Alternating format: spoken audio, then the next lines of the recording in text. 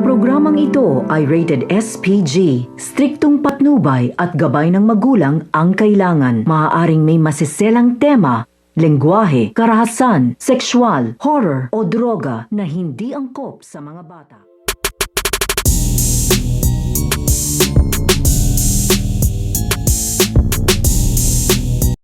Ang matutuklasan nito nga ni Cardo Dalisay dito nga sa kampo nito nga si Ramona. Dahil nagpaalam nga dito ito nga si Ramona dito nga kay Cardo Dalisay na bababa nga lang daw sila dito nga daw sa bayan upang kumuha nga sila o bumili ng kanilang mga kakailanganin dito nga daw sa kanilang kampo.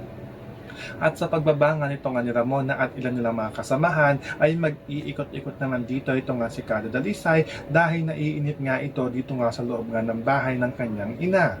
At sa kanyang pag-iikot ay makakarating naman ito nga si Cardo Dalisay dito nga sa isang bahay kung nasan nga ito nga si Mara at nagpapagaling nga ito. At sa pagpasok nga nito nga ni Cardo Dalisay ay dito na nga niya makikita ito nga si Mara na nakahiga nga ito at walang malay. Kaya agad-agad nga niya itong nilapitan at pilit nga niya itong kinakausap at kinigising, pero ito nga si Mara ay hindi pa nga rin ito nagkakamalay. Kaya nagtataka nga dito ito nga si Cardo Dalisay kung ano nga nangyari dito nga kay Mara. Kaya agad-agad nga ito nagtanong dito nga sa mga taong naiwan, pero hindi nga rin nila dito alam kung sino nga daw ito nga daw babae na nasa loob nga daw ng bahay nga daw niya. So pakakaabangan na natin dito ang pagkikita dito nga ni Cardo Dalisay at ito nga si Mara. Yan ang ating mga pakakatutukan at pakakaabangan dito nga lang sa FPJ's Ang Probinsyano.